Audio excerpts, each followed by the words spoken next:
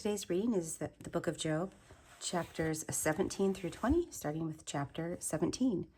My spirit is broken and my days are extinct. The graveyard is ready for me. Surely there are mockers about me, and my eyes dwell on their provocation. Lay down a pledge for me with you. Who is there who will put up security for me? Since you have closed their hearts to understanding, therefore you will not let them triumph. He who informs against his friend to get a share of their property, the eyes of his children will fail.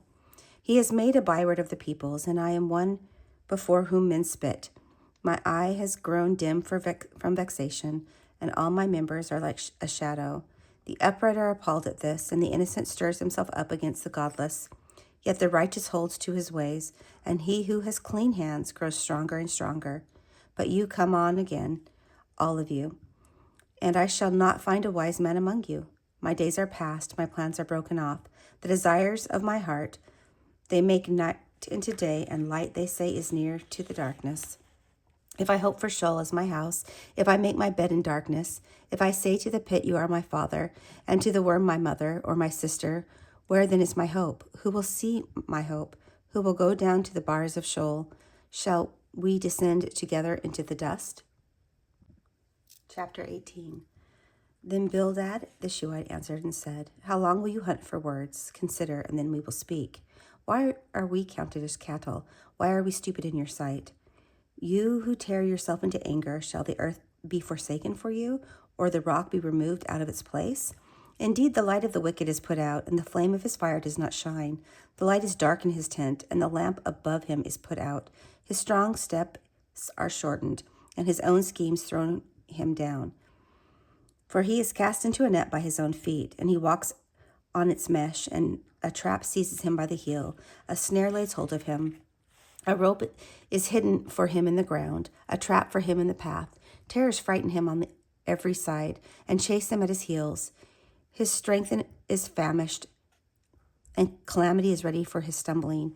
It consumes the parts of his skin. The firstborn of death consumes his limbs. He is torn from the tent in which he trusted, and is brought to the king of terrors. In his tent dwells that which is none of his. Sulfur is scattered over his habitation. His roots dry up beneath, and his branches wither above. His memory perishes from the earth, and he has no name in the streets. He is thrust from light into darkness and driven out of the world. He has no posterity or progeny among his people, and no survivor where he used to live. They of the west are appalled at his day. The horror seized them of the east. Surely such are the dwellings of the unrighteous. Such is the place of him who knows not God. Chapter 19. Then Job answered and said, How long will you torment me and break me into pieces with words? These 10 times you have cast reproach upon me. Are you not ashamed to bewrong me? And even if it be true and I have erred, my error remains with myself. If indeed you magnify yourself against me and make my disgrace an argument against me, know then that God has put me in the wrong and closed the net about me. Behold, I cry out violence, but I am not answered. I call for help, but there is no justice. As he walled up my way so that I cannot pass, and he has set darkness upon my path. He has stripped me from my glory and taken the crown from my head. He breaks me down on every side, and I am gone, and my hope has he pulled up like a tree. He has kindled his wrath against me and counts me as his adversary. His troops come on together. They have cast up their siege ramp against me and encamped about my tent. He has put my brothers far from me, and those who knew me are wholly estranged from me. My relatives have failed me. My close friends have forgotten me. The guests in my house and my maidservants count me as a stranger. I have become a foreigner in their eyes. I call to my servant, but he gives me no answer. I must plead with him with my mouth for mercy. My breath is strange to my wife, and I am a stench to the children of my own mother. Even young children despise me, and when I rise, they talk against me. All my intimate friends abhor me, and those whom I love have turned against me. My bones stick to my skin and to my flesh, and I have escaped by the skin of my teeth. Have mercy on me, O you, my friends. For the hand of God has touched me. Why do you, like God, pursue me? Why are you not satisfied with my flesh? Oh, that my words were written. Oh, that they were inscribed in a book. Oh, that with an iron pen and lead they were engraved in the rock forever. For I know that my Redeemer lives, and that the last he will stand upon the earth. And after my skin has been thus destroyed, yet in my flesh I shall see God, for whom I shall see for him myself. And my eyes shall behold, not another. My heart faints within me. If you say, how we will pursue him, and the root of the matter is found in him, be afraid of the sword, for wrath brings the punishment of the sword, that you may know there is a judgment. Chapter 20. Then Zophar the Neamathite answered and said, therefore my thoughts answer me, because of my haste within me. I hear censure that insults me, and out of my understanding a spirit answers me.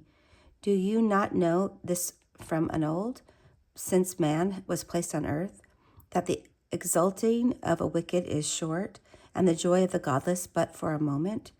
Though his height amount up to the heavens, and his head reach to the clouds, he will perish forever like his own dung. Those who have seen him will say, where is he? He will fly away like a dream and not be found. He will be chased away like a vision of the night.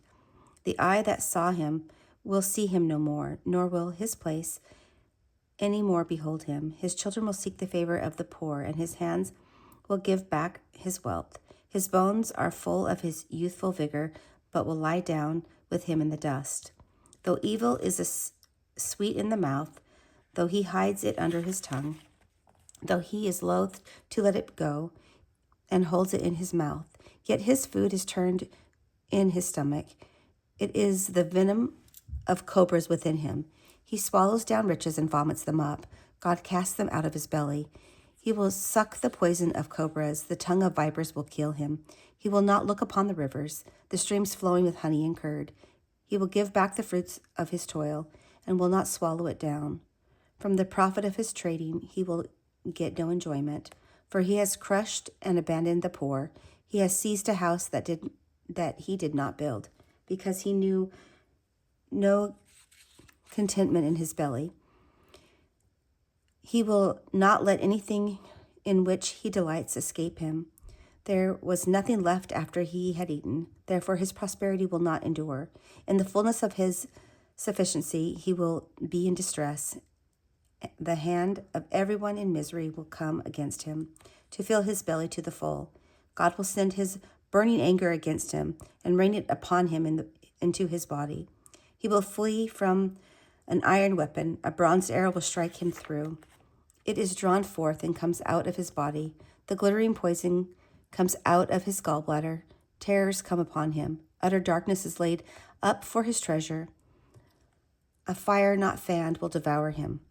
What is left in his tent will be consumed. The heavens will reveal his iniquity, and the earth will rise up against him. The possessions of his house will be carried away, dragged off in the days of God's wrath. This is the wicked man's portion from God, the heritage decreed for him by God.